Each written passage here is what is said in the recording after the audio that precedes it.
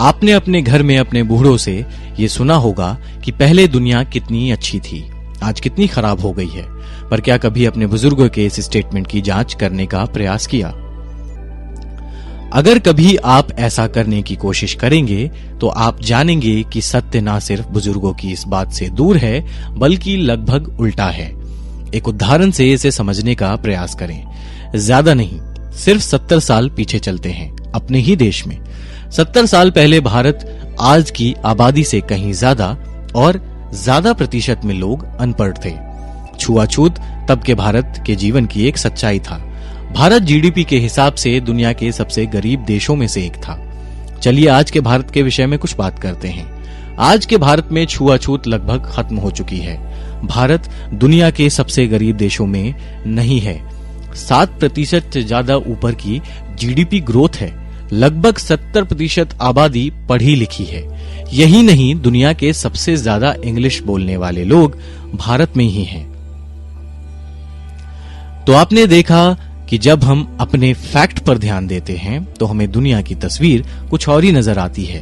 फैक्टफुलनेस एक ऐसी ही किताब है जो दुनिया के फैक्ट आपके सामने लेकर आती है और ये प्रयास करती है कि आप आज दुनिया के बेहतर पक्ष पर ध्यान दें, क्योंकि आप पहले ही काफी समय बदतर पक्ष पर ध्यान देकर नष्ट कर चुके हैं। दुनिया को देखने का अपना नजरिया बदलें, तभी तो आप इस तरक्की को देख पाएंगे। चलिए आपको एक चैलेंज देते हैं। आप एक न्यूज चैनल देखिए, फिर एक एंटरटेनमेंट चैनल देखिए, दोनों में फर्क समझने का प्रयास कीजिए।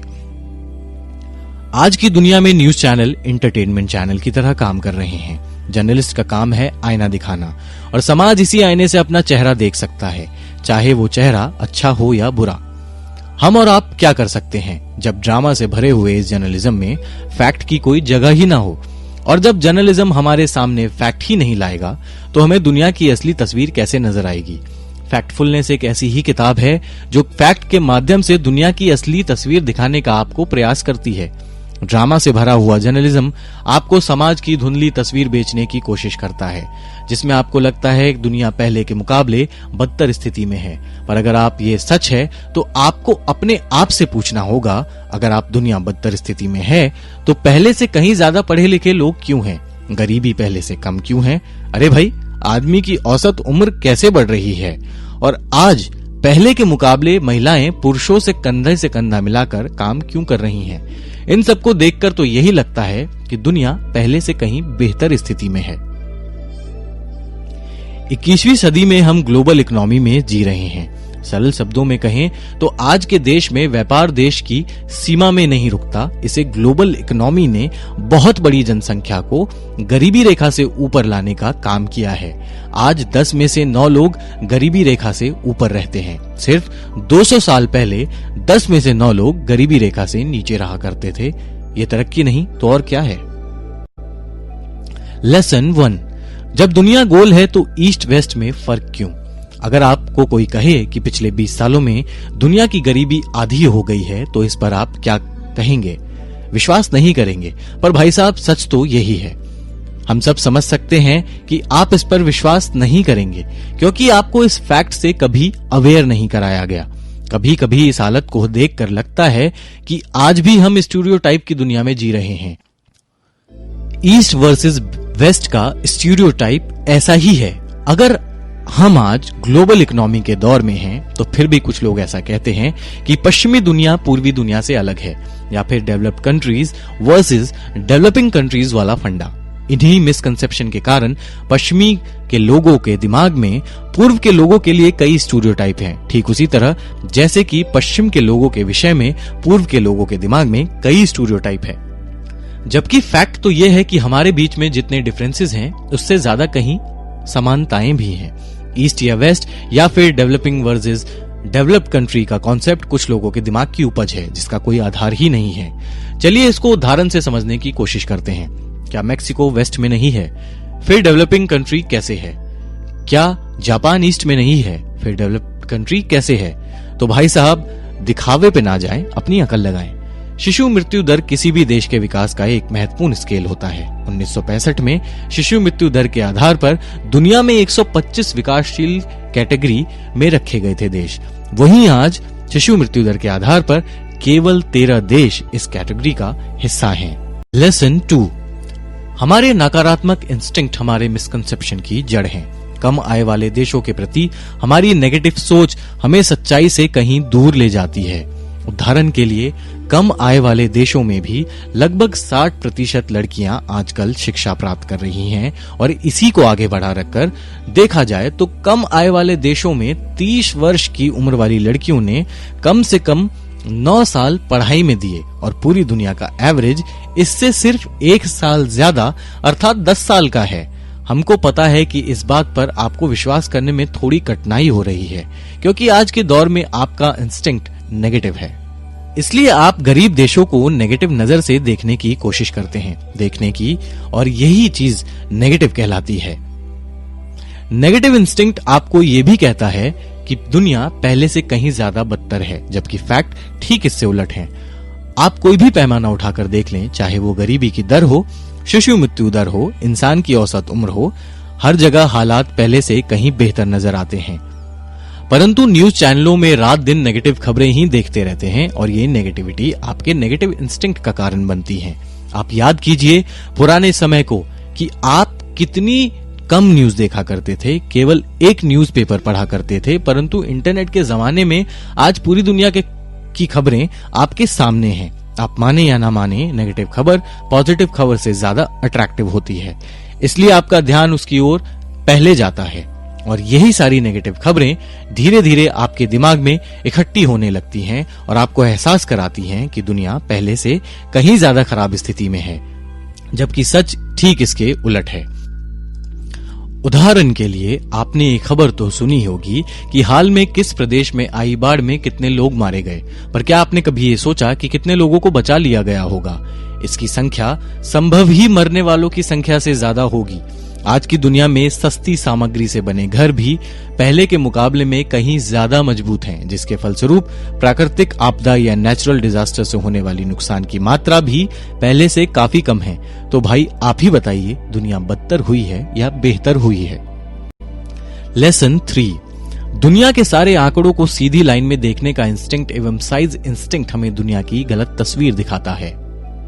आपको ऊपर का वाक्य थोड़ा कंफ्यूजन भरा लगा होगा, तो चलिए सरल शब्दों में समझते हैं। आपको कोई ना कोई ऐसा चार्ट तो जरूर देखा होगा जिसमें एक कोण पर झुकी हुई स्ट्रेट लाइन दिखी होगी। अगर इसको दिखाने के पश्चात आपसे इसका कोई भविष्य पूछेगा तो आप बोलेंगे कि ये लाइन आगे ही बढ़ती जाएगी इसी एंगल में, परंतु सच में ऐसा होता है क्या? चलिए मान लीजिए कि ये स्ट्रेट लाइन भारत जैसे देश की जनसंख्या की लाइन थी जो एक एंगल पर सीधे ऊपर की ओर जा रही है, तो इसका मतलब ये होगा कि भारत की जनसंख्या एक निश्चित दर से लगातार बढ़ेगी, परंतु सच में ऐसा नहीं हुआ। एक समय था जब भारत की जनसंख्या काफी तेजी से बढ़ रही थी। जैसे जैसे लोगों में शिक्षा की दर बढ़ती गई, जनसंख्या बढ़ने की दर कम होती गई। इसका मतलब समझे ना आप? ये जरूरी नहीं कि ग्राफ की लाइन हमेशा सीधी रेखा में बढ़ती रहे। इसी के कारण आपके अंदर एक मिसकंसेप्शन भी है कि दुनिया की जनसंख्या लगातार बढ़ती ही रहेगी, जबकि सच ऐसा नहीं है।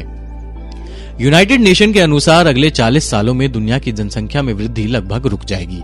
अगर आपको विश्वास नहीं होता तो आपको 40 साल आगे ले जाने की जरूरत भी नहीं है। जापान की जनसंख्या वृद्धि पर आज की ही नजर दौड़ाएं तो आपको पता लग जाएगा। पहले दुनिया में महिलाएं औसत रूप से 6 बच्चों को जन्म देती थीं। इसके पीछे उनका यह मानना था कि जितने ज्यादा बच्चे होंगे, कमाने वाले उतने ज्यादा होंगे। परंतु बरसों की शिक्षा के बाद उनकी सोच में परिवर्तन आया। आज यहाँ तक कि दुनिया में प्रत्येक महिला 2.5 बच्चों को ही जन्म देती है। सरल शब्दों में कहें तो 50% से ज्यादा की कमी। आप जनसंख्या को किस नजर से देखते हैं? वो तो इसी बात से पता चलता है कि आप जनसंख्या में वृद्धि को कभी कभी पॉपुलेशन एक्सप्लोजन या जनसंख्या विस्फोट के नाम से भी जानते हैं। यह सारे नेगेटिव वर्ड आपकी नेगेटिव साइज इंस्टिंक्ट की क्रिएशन है। यही साइज इंस्टिंक्ट आपको जनसंख्या की स्थिति को बढ़ाकर बताता है। अरे भाई, इसको तो इस तरह से भी समझ सकते हैं कि अगर जनसंख्या बढ़ रही है तो यह खराब चीज है, तो अपराध भी इसके साथ बढ़ने चाहिए। परंतु सच में ऐसा हो रहा है क्या? 2011 की जनगणना के अनुसार भारत में अपराध की दर 2001 के जनगणना के मुकाबले काफी कम थी। अपना ध्यान तथ्यों की ओर लेकर आएं तो आपको दुनिया कहीं बेहतर और सच्ची तस्वीर दिखाई देगी। लेसन 4, ओवर जनरलाइजेशन की बीमारी से बचने का प्रयास कीजिए। आपने अपनी जिंदगी में कई बार सुना होगा, उस धर्म के लोग तो वैसे होते हैं, या फिर इस देश के लोग तो भरोसा करने लायक ही नहीं हैं। जो भी व्यक्ति इस तरह के बयान देता है वो ओवर जनरलाइजेशन की बीमारी से पीड़ित है। इस बीमारी से पीड़ित लोगों को दुनिया एक ही कलर से पेंट करने की आदत है। अगर मैं आपको कहूं कि पिछले साल भारत में शिशु मृत्यु दर लगभग 32 के आसपास थी, तो सारी दुनिया को एक ही कलर से पेंट करने वाले लोग कहेंगे यह तो बहुत ही खराब हालत है। पर केवल 10 वर्ष पहले शिशु मृत्यु दर लगभग 51 के आसपास थी, तो भाई साहब हालात बेहतर हुए हैं कि बदतर। हमें जनरलाइजेशन करने की बीमारी है, क्योंकि हम लोगों को उनके व्यक्तित्व पर जज ना करके कभी कभी उनके देश पर जज करते हैं, कभी उनकी एथनिसिटी पर जज करते हैं, कभी उनके धर्म पर जज करते हैं, कभी उनकी कास्ट पर जज करते हैं, कभी उनके जेंडर पर जज करते हैं। अभी आपने कुछ दिन पहले ही सुना होगा कि भारत से पोलियो की बीमारी खत्म हो चुकी है। आप अपने बुजुर्गों से जाकर पूछिए कि क्या वो इस बात पर विश्वास करते हैं आज से 20 साल पहले? नहीं, बिल्कुल नहीं करते। परंतु तथ्य तो यह है कि आज भारत में पोलियो का कोई नया केस नहीं है। क्या ये बड़ा अचीवमेंट नहीं है? भाई साहब, आपको दुनिया सही नजर नहीं आ रही, इसका कारण यह है कि कभी आप इस दुनिया को धर्म का चश्मा लगाकर देखते हैं, कभी आप कास्ट का चश्मा लगाकर देखते हैं, कभी एथनिसिटी का चश्मा लगाकर देखते हैं, तो कभी कोई और चश्मा लगाकर देखते हैं। वैसे इन सारे चश्मों को घर पर रख दीजिए, एक ऐसी तिजोरी में जिसे कभी कोई खोल ना सके। इस दुनिया को बिना कोई चश्मा लगाकर देखने की कोशिश कीजिए। मैं यकीन के साथ कह सकता हूं कि यह दुनिया आपको बेहतर दिखाई देगी। लेसन 5, दूसरों को दोष देना बंद कीजिए और दुनिया को अलग अलग परिप्रेक्ष्य में देखने का प्रयास कीजिए। आपने कभी इस बात पर ध्यान दिया है कि आपके सर के ऊपर उड़ता पंछी किसी हवाई जहाज जितना बड़ा दिखता है, वहीं दूर से आता हुआ हवाई जहाज किसी पक्षी जितना छोटा हुआ दिखता है? सरल शब्दों में कहें तो दुनिया में कोई भी चीज आपको ऐसी दिखाई देती है, यह इस बात पर निर्भर करता है कि आप कहां खड़े हैं और किस कोण पर उसको देख रहे हैं। इसलिए आपको किसी भी चीज की असलियत पता करनी है तो आपको उसे एक से ज्यादा परिप्रेक्ष्य, एक से ज्यादा एंगल से देखना होगा, तभी आप उसकी सही यथास्थिति पता कर पाएंगे। आपको दुनिया के हर समाज को अलग अलग परिप्रेक्ष्य में देखना होगा, तभी उसकी असली स्थिति पता कर पाएंगे। चलिए एक उदाहरण के साथ आपको समझाने का प्रयास करते हैं। दुनिया में बहुत से ऐसे लोग हैं जो चाइना में केवल इस बात पर ध्यान देते हैं कि वहां डेमोक्रेसी नहीं है, वहां सिंगल पार्टी रूल है, वहां के लोगों के पास पश्चिम जैसी आजादी नहीं है। वहीं आपको कुछ लोग ऐसे भी मिलेंगे जो चाइना के बारे में इस तरह के विचार रखते हैं, चाइना की वृद्धि दर बहुत अच्छी है, चाइना ने बड़ी संख्या में लोगों को गरीबी से उठाया है, चाइना के लोगों का जीवन स्तर पहले के मुकाबले काफी अच्छा है। सच्चाई में न तो पहला व्यक्ति पूरी तरह सही है, न दूसरा व्यक्ति पूरी तरह सही है। अर्थात चाइना की सच्चाई इन दोनों फैक्ट के बीच में कहीं चाइना ने बहुत अच्छी आर्थिक तरक्की की है, परंतु वहां के लोगों की आजादी आज भी बहुत सीमित है। देखा आपने, हम जब दो चीजों को अलग अलग कोण से देखने का प्रयास करते हैं तो हमें ज्यादा स्पष्ट दिखाई देती हैं। दुनिया बहुत ही कॉम्प्लिकेटेड चीज है, इसलिए किसी एक परिप्रेक्ष्य में इसे देखना बहुत सरल होगा। लोगों के पास समय कम है, वे केवल समस्या देखते हैं और किसी और को इसका दोषी मानते हैं और आगे बढ़ते हैं। इसको कुछ उदाहरणों से समझने का प्रयास करते हैं। आपने देखा होगा अक्सर फार्मास्यूटिकल कंपनियों के ऊपर यह आरोप लगाया जाता है कि वह केवल उन्हीं बीमारियों पर ध्यान देती है जिससे उन्हें ज्यादा से ज्यादा फायदा होगा। अरे भाई, फार्मास्यूटिकल कंपनियां बिजनेस है तो उनका तो केवल एक ही काम है, ज्यादा से ज्यादा पैसा कमाना, और केवल उस बीमारी पर ध्यान देंगे जो उन्हें ज्यादा पैसे कमा कर देंगी। तो इसमें गलत क्या है? गरीबी या आम जनता को होने वाली बीमारी की जिम्मेदारी फार्मास्यूटिकल कंपनियों की तो नहीं है। क्या ये सरकारों की जिम्मेदारी नहीं बनती कि वो रिसर्च में पैसा लगाएं और इन बीमारियों का हल निकालें? आपने इस बात पर ध्यान दिया होगा कि उत्तर प्रदेश और बिहार से बड़ी मात्रा में मजदूर महाराष्ट्र में काम करने जाते हैं और कुछ राजनीतिक तत्व इसे पॉलिटिकल इशू बनाकर इन मजदूरों को निशाना बनाते हैं। मजदूरों को महाराष्ट्र की नौकरी छीनने का दोष देने से पहले ये समझना चाहिए कि कोई भी व्यक्ति अपना घर छोड़कर दूर खुशी खुशी नहीं जाता। अगर उसके पास यूपी या बिहार में अपॉर्चुनिटी होंगी तो वह इस जगह को छोड़कर क्यों जाएगा? दोष देना आसान है, समस्या की जड़ तक पहुंचना मुश्किल। लेसन 6, शिक्षक, जर्नलिस्ट और बिजनेसमैन चीजों को बढ़ा चढ़ाकर बताने या फिर जल्दबाजी में डिसीजन लेने से बचें। जैसा कि हम समझ चुके हैं कि ये दुनिया बहुत जटिल है, इस दुनिया की समस्याएं भी अत्यंत जटिल हैं। इसलिए अगर आप किसी भी समस्या को सुलझाने का निर्णय ले रहे हैं तो इस समस्या को अच्छे से समझाइए और फिर जाकर सही निर्णय लीजिए। समस्या को समझे बिना जल्दबाजी में लिया गया निर्णय घातक हो सकता है, चाहे वह समस्या गरीब लोगों को दवाई उपलब्ध कराने की हो, मजदूरों का माइग्रेशन रोकने की हो। आपको पहले समस्या का कारण समझना होगा। इसको समझने के लिए आपको उस समस्या को विभिन्न कोणों से देखना होगा। एक बार कारण समझने के बाद इस समस्या को एड्रेस करने के लिए सही डिसीजन लेना होगा। आप कोई सुपर कंप्यूटर तो नहीं है कि ये सब करने में आपको थोड़ा समय लगेगा, इसलिए कम समय में लिया गया कोई भी निर्णय गलत परिणाम सामने ला सकता है। चलिए आपको आज ही किसी समस्या के एक उदाहरण के माध्यम से समझाने का प्रयास करते हैं।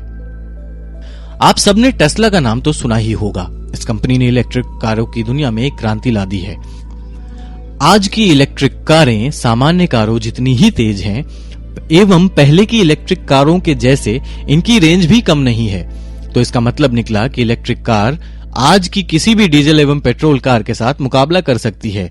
अब बहुत सारी पर्यावरण सुरक्षा संस्थाएं सरकार पर इस बात का दबाव डाल रही हैं कि डीजल एवं पेट्रोल कारों को या तो प्रतिबंधित कर दिया जाए या फिर इन पर ज्यादा से ज्यादा टैक्स लगाया जाए ताकि लोग इलेक्ट्रिक कार अपनाने के लिए मजबूर हो जाएं। ये जल्दबाजी में लिया गया निर्णय है। इन संस्थाओं का मानना है कि डीजल एवं पेट्रोल काफी प्रदूषण फैलाते हैं एवं इलेक्ट्रिक कार बहुत कम मात्रा में प्रदूषण करती है। वैसे तो ये मोटे तौर पर सही है कि इलेक्ट्रिक कार पेट्रोल या डीजल कारों के मुकाबले पर्यावरण के प्रति बहुत कम दोषी हैं, पर इस समस्या के अन्य पहलुओं पर भी इनमें से किसी ने ध्यान नहीं दिया और वह समस्या है इलेक्ट्रिक की समस्या। अरे भाई, इलेक्ट्रिक कार इलेक्ट्रिसिटी पर ही तो चलेगी ना। यह मान लिया जाए कि डीजल पेट्रोल का यूज नहीं हो रहा, इसलिए प्रदूषण कम होगा, परंतु इलेक्ट्रिक का जो यूज हो रहा है उससे इलेक्ट्रिसिटी को पैदा कैसे किया जाएगा, उसमें कोई प्रदूषण नहीं होगा क्या? यह जाने बिना कि इतनी बड़ी मात्रा में इलेक्ट्रिसिटी पैदा करने के लिए कितना प्रदूषण होगा, अगर कोई भी निर्णय लिया जाता है तो यह जल्दबाजी भरा निर्णय होगा। शिक्षक का कार्य बच्चों को पढ़ाते हुए भविष्य का निर्माण करना है, अर्थात उनको हमेशा अप टू डेट जानकारी होनी चाहिए, तभी वे अपने छात्रों को सही तरीके से पढ़ा पाएंगे। उन्हें चीजों को बढ़ा चढ़ाकर बताने एवं स्टीरियोटाइप बनाने से बचना चाहिए। बिजनेसमैन को कहीं भी निवेश करने से पूर्व इस निवेश से संबंधित सारी जानकारी एकत्रित कर लेनी चाहिए और एक बार इसका टीम एनालिसिस करने के पश्चात ही निवेश करना चाहिए।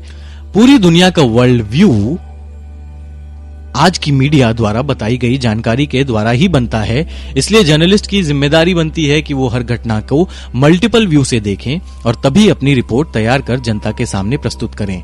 ड्रामाबाजी एंटरटेनमेंट चैनल पर छोड़ दें, वो केवल न्यूज पर ध्यान दें। किताब का कॉन्क्लूजन क्या है? फैक्टफुलनेस नाम की ये किताब आपको तथ्यों की जानकारी जानने के लिए प्रेरित करती है और इसकी जांच के लिए भी प्रेरित करती है। यह किताब आपको समझाती है कि केवल न्यूज चैनल पर यह सुन लेने से कि दुनिया बदतर हो गई है, आप दुनिया की यथास्थिति के बारे में गलत विचार ना बनाएं, बल्कि आंकड़ों की जांच करें, अपना निर्णय खुद लें। अगर आपका वर्ल्ड व्यू गलत होगा तो आपके सारे निर्णय भी गलत होंगे, जिसके कारण आपको आर्थिक या अन्य किसी तरह की हानि हो सकती है। तो ऐसा करने से बचें, फैक्ट पर ध्यान दें। दुनिया लगातार पहले से कहीं ज्यादा बेहतर हुई है। हाँ, ये सही बात है कि हम आदर्श स्थिति में नहीं पहुंचे हैं, पर यह बात बिल्कुल गलत है कि दुनिया की हालत पहले से कहीं ज्यादा बदतर हो गई है। हर आंकड़ा आपको बताता है कि हम पहले से बेहतर स्थिति में हैं। अगर आपको दुनिया की असलियत देखने की इच्छा है तो आपको इसे बिना किसी चश्मे के देखना होगा।